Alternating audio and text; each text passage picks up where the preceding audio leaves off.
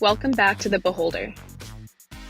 My name is Kiara Juarez-Becerra, and on this episode, we are going to be going into the question of what is beauty, and more specifically, what Instagram has said beauty is.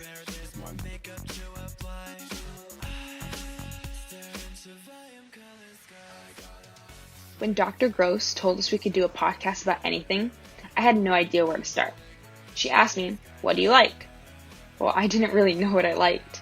And then she asked me what I didn't like. That was easier. I'm a makeup artist who hates the makeup world. Hey guys, welcome back to my channel. For today's video, I was hired as a beauty artist for one of the most popular makeup brands, Morphe. It was store number 26, and I beat out over 1,300 applicants with no experience in makeup. If you don't know about this brand, they're heavily involved and connected to the biggest names in social media beauty. This beauty community is taking the world by storm. I felt like the luckiest girl ever to have been given the chance to work here. I got to meet influencers like Jeffree Star and was given free makeup all the time. Sounds like a pretty cool gig, right? Not entirely. Don't get me wrong, I don't regret my experience there at all, and I'm so grateful to have been there to open the store. I learned a lot, and I met one of my best friends there. But I realized something. I hated the inauthenticity, cattiness, and genericness of the social media beauty world that I was so involved with. I realized I didn't care about what these influencers were saying and selling to me. to help you to have glowier skin, clear skin, bright skin, beautiful skin, a reduction in inflammation, does so many wonderful things. Go to the halobeauty.com site. And not just selling products, but selling their ideas of what beauty should be. I was frustrated that makeup, something that I had fallen in love with as a child, was tainted with what I considered to be trash. So I left my job there after 6 months, and that's how I got here, talking to you about true beauty and creativity, so that maybe you'll think twice before comparing yourself to someone on these apps.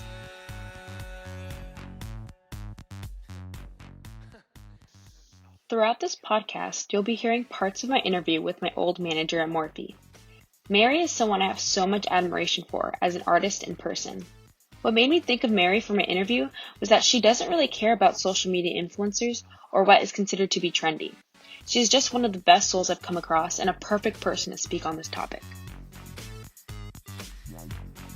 A phrase I came across during my research was Instagram face. Just think about that for a second. What do you think when you hear the words Instagram face? I was first introduced to this phrase from an article in the New York Times called Instagram face, Is It the End of Good Makeup? Instagram face is a social media idea of beauty. Some people who are the epitome of this are Kylie Jenner and Kim Kardashian. I am like a male incarnation of Kim Kardashian. She is the reason I started getting all these cosmetic procedures. Mary had an interesting comparison. Plasticky pose, like fake, almost Barbie dollish, like brat doll. I feel like brat doll, like that's so funny. Yeah. That is like literally the standard to look like a little brat doll that is like kind of wearing. You know the look. Exaggerated curves, big lips, bold brows, tan skin, straight hair, and extreme wealth. And just a quick side note, it seems like non-Eurocentric features are considered unattractive until someone like Kylie Jenner has it. But I could go on and on about that. I'll save it for another time. My biggest frustration in all of this is how are we going to preach individuality and self-expression and still thrive to look the exact same? The article calls it a threat to individuality, and I couldn't agree more. Perfect hair, perfect everything. Like that's boring. There's got to be more than that. You can't just be a pretty shell. You got to have something within that shines forward, I think. So. A pretty shell. That reminds me of a quote I came across. No one really knows where this phrase came along. Maybe it was Aristotle, maybe it wasn't. There's still debate about it, but either way, it really impacted me. It was, the whole is greater than the sum of its parts. I broke it down for what it might mean in terms of beauty. The whole, referring to a person, body and spirit, and its parts, being physical attributes.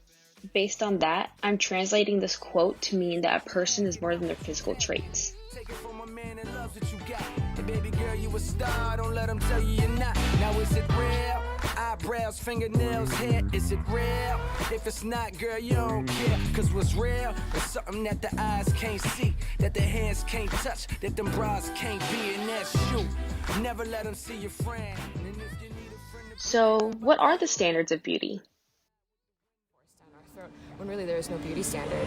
Like, the person with the most asymmetrical face but with the most beautiful spirit can walk in and be 10 times more powerful than the Instagram glam mogul girl that doesn't say much but just looks like a perfect like Barbie doll, perfect body, perfect hair, perfect everything. That's what we should be thriving to have. A powerful spirit. Personal issues, like, work on that. You know what I mean? Don't obsess so much over something that's so like fleeting and meaningless in a way. Like, there are so many like crazy things happening nowadays. Like, you could be using your voice to actually promote something. You could be promoting like people to vote. You could be like bringing light into things that actually matter. Climate change. I know exactly what you, So bad. how full your fucking lips are, and what nude gloss you have on means nothing. Like, what else is there? You know. Yeah. To me, beauty to me is excitement. Beauty makes my eyes excited. Like, I look at someone across the room who's cultivated their own style, done their hair weird, wearing weird jewelry, odd, just big personality, and I see them as beautiful. Like, because it's their energy. To me, beauty is an energy. It's not even like a physical thing. Yeah. It's an aura. Like, someone can radiate beauty when they walk in.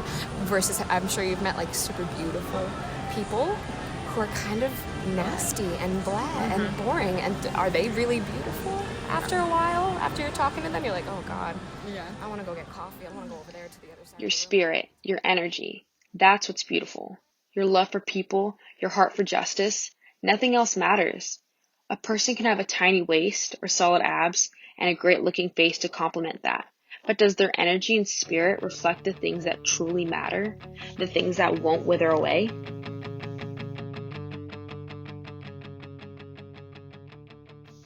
I first fell in love with the art of makeup around 2006 when my mom purchased a book called The Beauty of Color by the famous model Iman.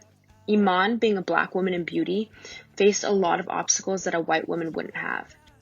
This book highlights the beauty of women of color, and when I saw this book at 6 years old, I was in love and in awe of the women who had similar features to mine. I wanted to close this podcast with part of the foreword from the book written by actress Salma Hayek. If beauty is in the eye of the beholder, then what we find beautiful says a lot about who we are and our limitations. I think that happiness relies a lot upon our ability to find beauty in everything in life. Therefore, I am a mostly very happy person because I can find beauty in just about everything. From plants to bugs, from flowers to rocks, and people of all colors, sizes, and ages. I find it in smiles with broken teeth and a crooked mouth, and sunsets and rainy days.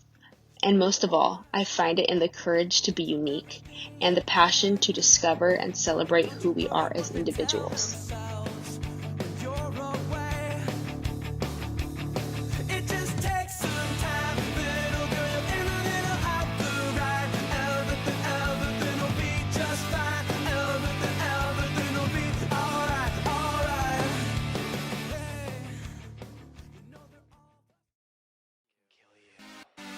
Special thanks to Mary for letting me interview her for my podcast.